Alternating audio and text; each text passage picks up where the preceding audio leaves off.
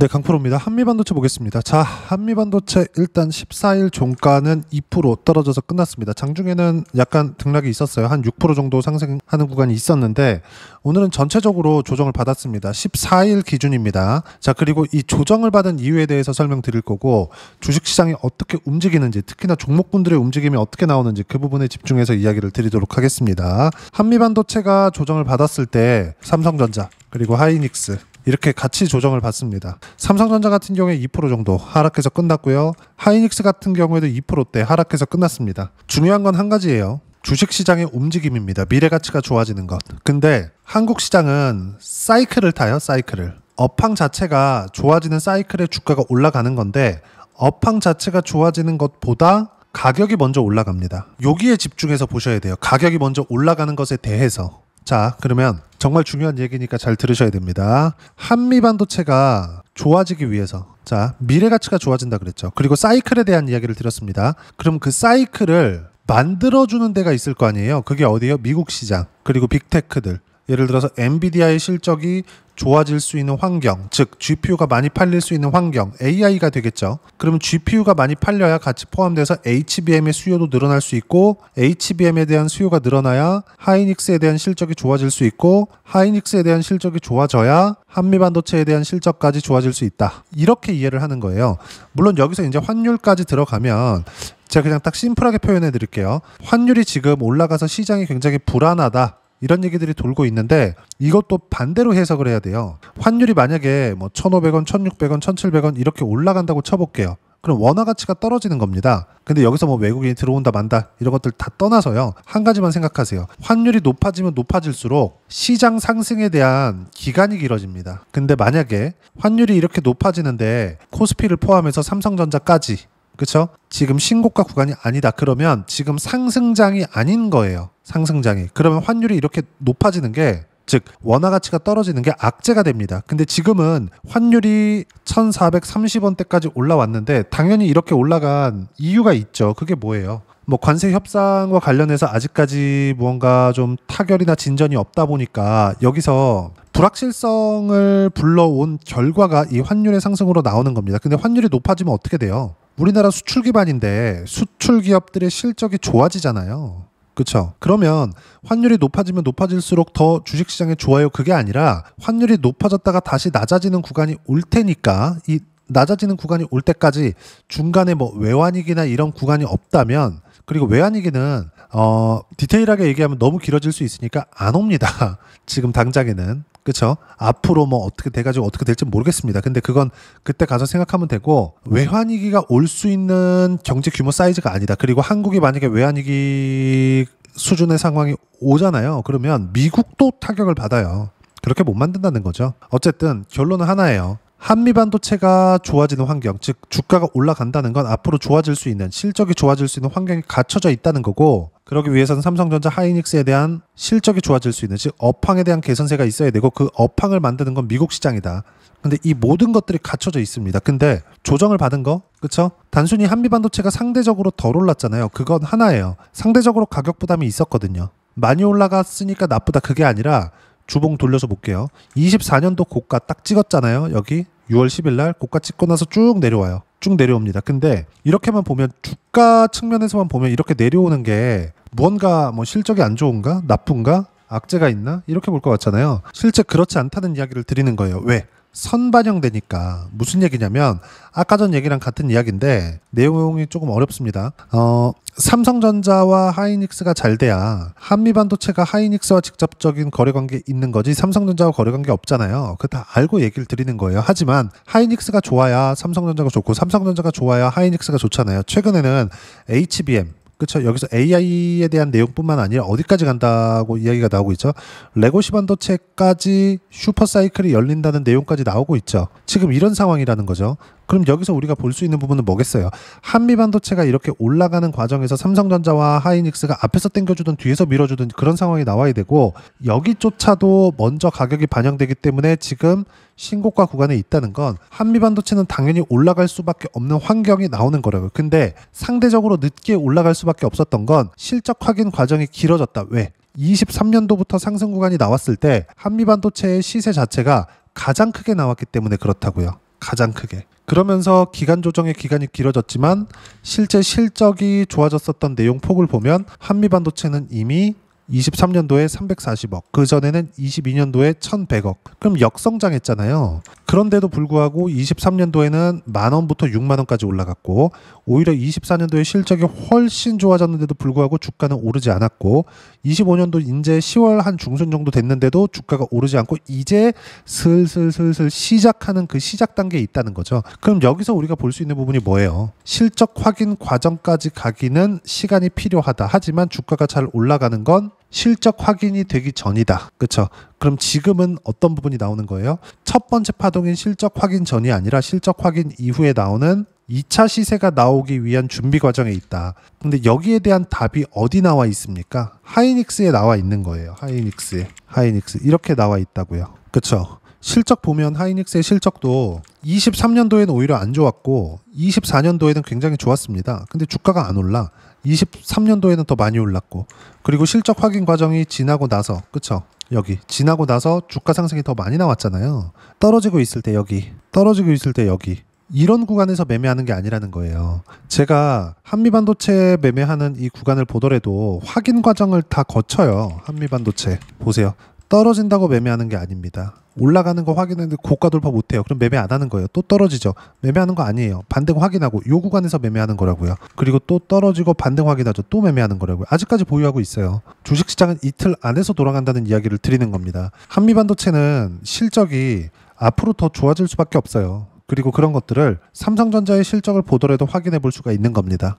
그리고 삼성전자의 실적이 좋다는 건 하이닉스의 실적은 더 좋다는 게 되고, 하이닉스의 실적이 더 좋다는 건 한미반도체에 대한 실적도 당연히 좋아진다는 거예요. 근데 한미반도체는 애초에 여기 떨어졌었던 요 구간부터는 실적이 계속 좋았거든요. 그쵸? 실적보다 먼저 올라갔었던 가격대, 근데 실적 확인 과정을 거치고 나서 시세가 나오는 이 2파 구간, 요 구간 먼저 나온 건 어디예요? 하이닉스다. 이런 상황들이 앞으로도 계속 될 수밖에 없는 그런 상황이 나오기 때문에 지금 한미반도체는 매도해야 될 때가 아니다. 하지만 먼저 선행적으로 봐야 되는 게 하이닉스를 포함해서 삼성전자 그런 거라는 거죠. 그러면 삼성전자와 하이닉스 그 앞단에 있는 건 뭐겠습니까? 미증시예요. 근데 미증시에서 지금 뭐가 나오고 있어요? 그렇죠? 트럼프 대통령과 중국과의 또 뭔가 좀 싸움이 진행이 되고 있죠. 근데 이것도 최장 2주를 넘기 어렵다. 왜? 경주 에이펙에서 만나네 마네 이런 얘기들이 나오고 있으니까. 그럼 만약에 2주를 넘겨서 중국과 미국이 뭔가 극단의 상황을 간다. 그래, 이런 최악의 상황이 나왔다. 그럼 여기서 우리는 뭘 봐야 될까요? 다시 말씀드리지만 딱 한 가지를 더 볼 수 있습니다. 여기서는 AI 투자를 안 해? 여기까지 딱 생각을 하라고요. AI 투자는 어쩔 수 없이 진행될 수밖에 없어요. 어쩔 수 없이. 만약에 AI 투자를 안 한다면, 그렇죠? 엔비디아의 주가가 이렇게까지 상승 구간이 나올 수가 없습니다. 이미 이렇게 나왔다는 건 엔비디아의 실적은 좋아질 수밖에 없는, 이미 좋지만 더 좋아질 수밖에 없는 상황이 올 수밖에 없다는 거고, 그러면 그럴수록 AI에 대한 데이터 센터, 그렇죠? 즉 GPU에 대한 수요는 늘어날 수밖에 없고 HBM에 대한 수요는 당연히 높아질 수밖에 없다. 그것에 대한 결과가 어디 나온다는 겁니까? 아까 전에도 말씀드렸지만 하이닉스의 시세, 그리고 한미반도체의 시세의 시작점, 이게 나온다고요. 근데 저는 이 구간에서의 매매를, 그렇죠, 확인하는 과정에서 매매 구간을 잡았고 한 40% 정도 수익 구간에 있습니다. 그리고 이 내용에 대한 부분, 어떻게 매매 구간을 잡고 판단해야 되는지 여기 소통방에서 모두 무료로 공유를 해드리고 있습니다. 자, 쭉 보시면 중요한 건 하나예요. 경주 에이펙 전까지 미국과 중국의 설전으로 인해서 시장은 조정받을 수 있는데 AY와 조선 등 그동안 있었던 내용의 변화는 없다. 펀더멘탈 변화는 없다는 것이다. 그리고 주도주만 매매한다. 지금 주도주는 어디예요? 여기 밑에 조선 반도체, 원전 바이오, 네이버 그룹주 이 안에 있다. 네이버 그룹주 같은 경우에도 한번 볼까요? NHN KCP 보세요. 가격 먼저 보라 그랬죠? 그래서 가격 먼저 네이버가 올라가는 구간에서 NHN KCP 같이 올라갑니다. 신고가 찍었어요. 첫 번째 신고가. 매물 소화 과정 필요하죠? 그리고 반등 확인. 매도한 결과 어때요? 하루에 20%대 수익 구간 이렇게 나온다고요. 다른 것들 보더라도 마찬가지입니다. 한미반도체 보여줬으니까 이수 페타시스나 이런 것들 보더라도 매도 몇 프로? 70%대 수익 구간 이렇게 터진다. 주식시장은 이틀 안에서 돌아가는 겁니다. 그리고 이 내용에 대한 부분은 모두 소통방에서 어떻게 매매하는지, 그리고 실시간 타점 함께 공유해드리고 있으니까 구독과 좋아요 눌러주시고요. 댓글 하나씩 달아주시면 무료 입장 가능하고요. 입장 방법은 여기 010-8713-1916으로 구독이라고 문자 보내주시면 소통방 입장 방법 순차적으로 안내해 드리도록 하겠습니다. 자, 그러면 소통방에서 진행하는 내용 똑같이 따라서 매매를 했을 때 어느 정도까지 수익 구간을 만들어낼 수 있는지 그 부분은요, 그쵸? 여기 나와 있는 요 내용하고 같은 건데, 자, 내용 보세요. 다른 것들을 보더라도 예를 들어서 두산 에너빌리티나 그런 종목군들을 보더라도 어때요? 신고가 확인하고 매매 구간 잡죠. 한미반도체도 마찬가지잖아요.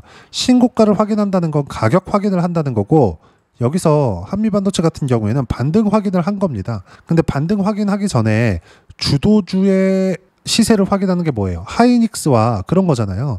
보세요. 두산에너빌리티도 신고가 구간 반등 확인하는 족족 매수한 결과 애초에 7월달 7월 1일입니다. 188% 수익 구간 만들죠.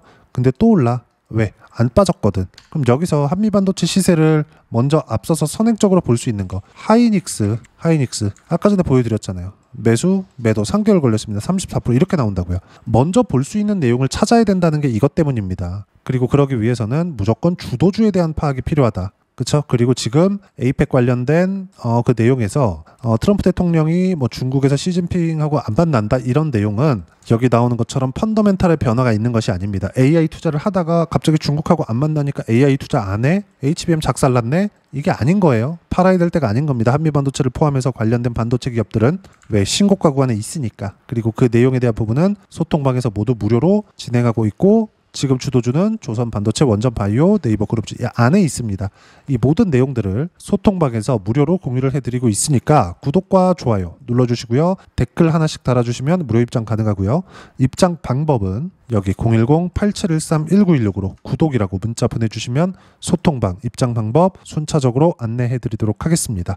자, 그러면 소통방에서 진행하는 내용, 그쵸? 어느 정도까지 수익 구간 나오는지 확인시켜 드렸으니까 이렇게 하기 위해서 이론상으로는 어떤 부분을 봐야 되는지 그 부분은요, 여기 한미반도체 단기 가격 전략 두 가지인데, 단기는 2주입니다. 2주 동안 내가 어떻게 수익 구간을 만들 것인지 그 부분이고, 2주 안에 수익 구간 만들기 위해서는 가격에 대한 부분이 중요하고요. 가격에 대한 이해가 되었을 때 주도주, 신고가 두 가지 내용에 대한 이해가 될 겁니다. 이 두 가지 내용 모두 무료로 공유를 해드리도록 할 테니까 구독과 좋아요 눌러주시고요. 댓글 하나씩 달아주시고 여기 010-8713-1916으로 한미반도체라고 문자 보내주시면 단기 가격 전략 함께 공유해드리도록 하겠습니다. 자, 시장 어렵죠. 한미반도체를 포함해서 어떤 종목이든 내가 산 종목군들은 조정을 보는 게 짜증이 납니다. 근데 어쩔 수 없다. 근데 조정이 나오는 구간을 내가 쭉 빠져서 매수하려는 게 아니라 반등 확인하고 매수를 하자. 그래야지만 하이닉스 같은 기업에서도 이런 초대형 기업에서도 30%씩 이렇게 수익 구간 터진다. 다른 종목을 보더라도 마찬가지라는 겁니다. 하나오션, 조선주죠? 올해 상당히 좋아요, 주가가. 근데 어때요? 신고가 이후에 매매 구간, 신고가 이후에 매매 구간. 가격을 지키니까 더 가잖아요. 수익 구간을 보더라도 30%대 수익 구간 나오죠? 물론 이렇게 손절하는 거 있습니다. 근데 이것보다 수익의 폭이 훨씬 더 크죠. 8월 달에만 있었던 것도 아니에요. 내려보면 그렇죠? 57%씩 연초에도 나온다. 이런 상황들이 모두 신고가 구간에 터지기 때문에 한미반도체보다 앞서서 업황에 대한 예상을 할 수 있는 부분, 삼성전자와 하이닉스가 신고가를 가고 있다는 부분, 이건 한미반도체를 땡겨온다는 겁니다. 지금은 매도해야 될 때가 아니고 매수해야 될 때다. 단 가격대를 확인하고 매매하자. 그 내용에 대한 부분, 어떤 식으로 타점 잡아야 되는지 실시간 타점은 소통방에서 진행하고 있으니까 구독과 좋아요 눌러주시고요. 댓글 하나씩 달아주시면 무료 입장 가능하고요. 입장 방법은 여기 확인해서 들어오시면 되고, 무엇보다도 한미반도체와 함께 어떤 주도주를 공략해야 되는지 제가 딱 한 종목만 준비를 해놨으니까 영상 끝까지 시청하시고요. 모든 분들이 성공 투자하셨으면 참 좋겠습니다. 네, 주식 투자를 할 때 항상 체크해야 될 부분이 있습니다. 자, 제가 영상 초반부에도 이야기를 드렸지만 항상 주식 투자에서의 시세, 즉 주식 시세는 가격이 먼저 반영한다는 점입니다. 자, 어떤 호재나 악재를 찾으실 텐데 그런 호재나 악재를 찾아서 우리가 매수와 매도를 반복했을 경우에는 주식 시세가 올라가는 과정에서 꼭 내 것만 털리고 올라가는 경우가 비일비재했을 겁니다. 제가 매매를 했었던 종목군들 중에서 어떤 식으로 시세가 진행되고 연결이 되기 시작했었는지 그 부분에 대해서 한번 체크를 해보고 넘어가도록 하겠습니다. 자, 제가 먼저 조회를 눌러서 이야기를 드릴 텐데 이렇게 조회를 눌러서 먼저 보여드리는 건 조작이 불가능하다는 걸 먼저 보여드리는 거고요. 자, 내용 한번 보겠습니다. 자, 재룡산업 시세 구간, 올라가는 구간 확인하고 나서 매매를 한 경우에 34%대 수익 구간. 자, 다음 종목 한번 보겠습니다. 한화오션 신고가 이후에 다시 상승하는 구간, 그리고 수익 구간은 57%까지 늘어나는 부분이 있습니다. 공통점이 있다는 겁니다. 먼저 돌려보면서 이야기를 드리도록 할게요. ABL 바이오. 자, 이것조차도 마찬가지죠. 시세 이후에 다시 큰 폭의 급등 구간, 그리고 76%까지 시세 구간이 발생했다는 점. 어떤 종목이든 가격대가 올라가는 부분이 먼저 나왔다는 게 핵심 포인트예요. 자, 다음 종목 보겠습니다. 자, 자람 테크놀로지입니다. 어떻습니까? 이것조차도 마찬가지죠. 74.8%의 수익 구간을 냈는데 단 3일 걸렸습니다. 시세가 나왔었던 구간은 동일하게 신고가 이후에 발생했다는 점. 그리고 마지막으로 두산 에너빌리티. 두산 에너빌리티도 계속해서 상승 구간을 만들어가고 있지만 당연히 신고가 이후에 시세가 나오고 있다는 점. 호재나 악재 때문에 이 내용으로 인해서 주가가 올라가는 것은 맞지만 어디든 간에 가격이 먼저 반영하는, 즉 신고가 구간 이후에 50%, 60%, 70%대 수익 구간이 나올 수 있다는 점. 자, 우리가 세력들도 아닌데 계속해서 시장을 추적 관찰할 수 없겠죠. 가장 효율적으로 볼 수 있는 방법에 대해서, 그리고 거기에 맞는 종목을 딱 한 종목만 준비를 해왔습니다. 자, 첫 번째 주도주 공유에 대한 부분인데 수익률 기대치는 15에서 30% 안쪽으로 잡는다. 물론 추가적으로 상승할 수도 있겠지만 허황되게 200% 올라간다, 300% 올라간다, 이렇게 보기 위해서는 우리가 충분한 시간 투자가 필요합니다. 하지만 우리가 정작 조정이 오기 전에 안정적으로 보유할 수 있는 그 시간은 길어봤자 2주 안에 끝내야 되는데, 그 안에 나올 수 있는 조정 구간까지 포함해서 나올 수 있는 수익률 기대치는 15에서 30%가 적당하고 시장에 도움이 있었을 때 추가적으로 상승을 하는 겁니다. 자, 그러면 이 세 가지 조건을 만족해야 됩니다. 자, 첫 번째, 직전 3개월 가장 강했었던 업종. 아까 전에 말씀드렸죠? 신고가 구간에 있었던 종목군들이라는 점. 자, 그리고 3개년 연속 순이익, 즉 단기 순이익 전망치가 증가하는 거지 실제 실적이 좋아지면 주가는 이미 높은 위치에 있는 겁니다. 단순히 가격이 올라갔다고 해서 높은 위치에 있다는 게 아닙니다. 무슨 얘기냐? 실적이 올라간 만큼 주가가 그만큼 올라와 있다면 그건 비싼 주식이 되겠죠. 앞으로 나올 수 있는 예상치에 대한 실적보다 주가가 더 낮은 위치에 있어야 돼요. 하지만 가격이 올라가는 건 다른 거다. 그래서 전망치가 증가한 종목을 찾자. 자, 그리고 가장 중요한 점. 올라가려면 돈이 필요하겠죠. 즉 매집봉이 들어와서 가격대를 올리고 외국인이나 기관들, 즉 세력들의 미친 매집 구간을 확인을 해야 된다. 자, 그럼 어떤 종목이냐? 제가 이렇게 준비를 해왔고요. 자, 주도주 공유. 아까 전에 말씀드렸죠. 15에서 30% 2주 안에 낼 수 있는 수익률에 대한 기대치입니다. 자, 그리고 이렇게 준비해온 종목에 대한 부분은, 자, 폭등 전에 꾸준하게 매집 구간이 발생했다는 점, 그리고 상승하는 구간에서도 계속해서 거래 대금이 늘어나고 있었다는 점, 그리고 직전 3개월 내 신고가 돌파 종목. 그쵸? 분명히 시장이 어떤 상황이든 간에 주가가 올라가는 상황이 나와야 되고, 올라가는 과정 안에서 반드시 거래 대금은 늘어날 수밖에 없습니다. 자, 그리고 지금 현재 시세가 나오기 전 마지막 매수 기회 구간에 있습니다. 여기서 가장 중요한 건 올라가는 구간에서 거래가 늘어난 거 보이죠? 그리고 옆에 제가 세력들의 매수세를 체크한 내용을 보시면 올라가는 구간별로 거래 대금이 늘지만 올라갈 때 외국인과 기관의 매수세가 지속적으로 들어왔다는 점.